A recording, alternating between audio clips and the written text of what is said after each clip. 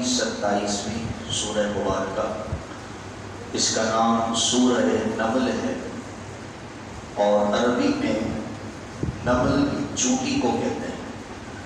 اس سورہ مبارکہ میں ایک چونٹی کا ذکر فرمایا گیا ہے، اسی مناسبت سے اس سورہ مبارکہ کو سورہ نمل کہتے ہیں۔ اور جس چونٹی کا ذکر فرمایا گیا اس کا واقعہ یوں ہے، اس سورہ مبارکہ میں جو بیان فرمایا گیا کہ حضرت سلیمان علیہ السلام ایک وادی سے گزرنے والے ہوتے ہیں کہ 3 میل سے ایک چونٹی آپ کے لشکر کو آتا ہوا ملاحظہ کرتی ہے، اور وہ چونٹی ان چونٹیوں کی ملکہ ہوتی ہے۔ اور وہ چونٹی جب حضرت سلیمان علیہ السلام کو دیکھتی ہے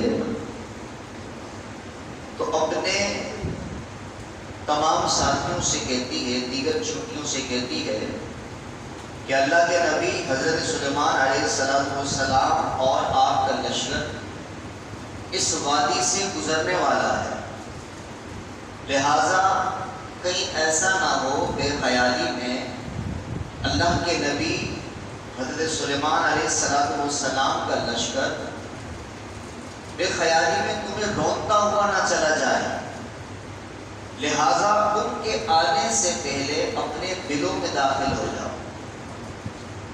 یہ چونٹی بھی کتنی عظمت والی تھی کہ ایک جاندار ہوتے ہوئے اللہ کے نبی کو پہچان گئی کہ اللہ کے نبی تشریف لانے والے ہیں، تو وہ بدبخت جو جھوٹا نبوت کا دعویٰ کرنے والے ہیں، مرزا غلام احمد قادیانی، اس بے شرم و بے حیا اور بے غیرت کو اللہ کے نبی حضرت محمد مصطفیٰ صلی اللہ علیہ وسلم کے آخری نبی ہونے کا سمجھ میں نہ آیا۔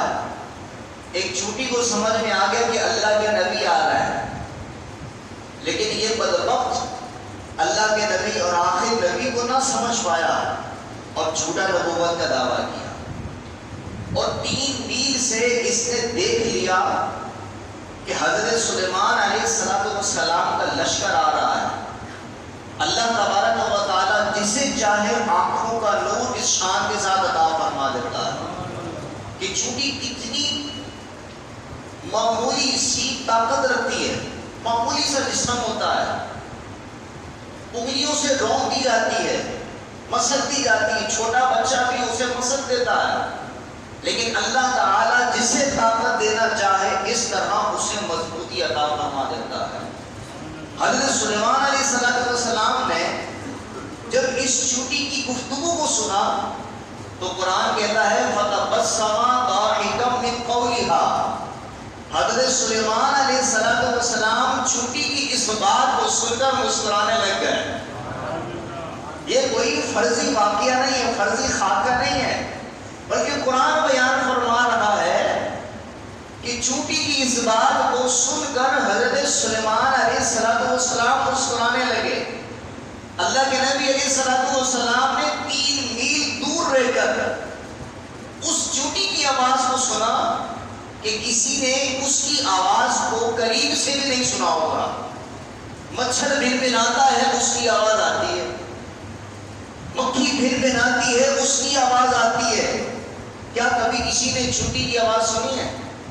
چونٹی بھنبھناتی نہیں ہے، چونٹی کی آواز ہی نہیں ہے، لیکن اللہ تبارک و تعالیٰ پست سے پست آواز بھی کسی کی گفتگو بھی سنانا چاہے تو میرا رب اس بات کا بھی قادر ہے۔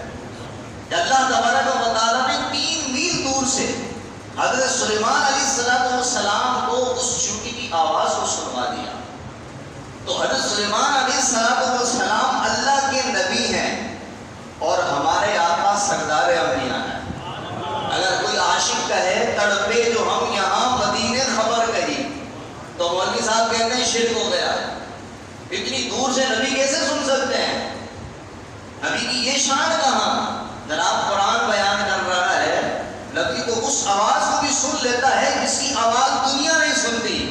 لہذا میرا رب چاہے تو اللہ تبارک و تعالی اپنے انبیاء کو یہ شان عطا فرما سکتا ہے. وہ طاقت عطا فرمانے والا ہے. وہ آنکھوں کو طاقت عطا فرمانا چاہے تو رب تبارک و تعالی سارے پردوں کو ہٹا دیتا ہے. اگر رب تبارک و تعالی کانوں کی طاقت کو بڑھانا چاہے تو اللہ تبارک و تعالی تمام پردوں کو، تمام دوریوں کو ہٹا دیتا ہے. اور ہمارا تو عقیدہ ہے اور قرآن نے بیان کیا النبی اولا بالمؤمنین کہ میرے نبی صلی اللہ تعالی علیہ وسلم کو ہماری جانوں سے بھی زیادہ قریب ہے. قرآن بیان کر رہا ہے. اسی لیے اعلیٰ حضرت امام احمد خان رحمۃ اللہ تعالی علیہ نے فرمایا کہ ہم تو یہ کہتے ہیں تڑپے جو ہم یہاں مدینے خبر رہی تمہیں یہ سمجھ میں نہیں آتا. اعلیٰ حضرت نے انتہا کرتے ہوئے فرمایا فریاد امتی جو کرے حال زار میں ممکن نہیں خیر البشر کو خبر نہ. ہم تو عاشق ہیں، ہم تو قرآن میں بھی پیارے محبوب علیہ السلام کی نعت بیان کرتے ہیں. قرآن بھی انبیاء کرام علیہ السلام کی شان و عظمت کو بیان کر رہا ہے. لہذا جس کے دل میں عشق مصطفیٰ ہوگا اسی کو قرآن سمجھ میں آئے گا، اسی کو قرآن ہدایت عطا فرمائے گا. جس کے دل میں بغض نبی ہوگا قرآن کی واضح آیات پڑھ کر بھی گمراہ ہو جائے گا. کیونکہ قرآن پاک ہی ہدایت بھی دیتا ہے اور گمراہ بھی کر دیتا ہے. قرآن نے بیان کیا یضل بہ کثیرا ویہدی بہ کثیرا کہ اس کو پڑھ کر لوگ گمراہ بھی ہو جاتے ہیں، ہدایت بھی حاصل کرتے ہیں. تو ہدایت اسی کو ملتی ہے جس کے دل میں عشق مصطفیٰ ہوتا ہے. جس کے دل میں عشق مصطفیٰ نہ ہو اسے قرآن بھی کوئی فائدہ نہیں دیتا. لہذا قرآن و حدیث کو سمجھنے کے لیے سب سے زیادہ جو چیز ضروری ہے وہ محبت رسول ہے. اللہ کریم ہم سب کو محبت رسول بھی عطا فرمائے اور قرآن پاک کے نور سے مالا مال فرمائے.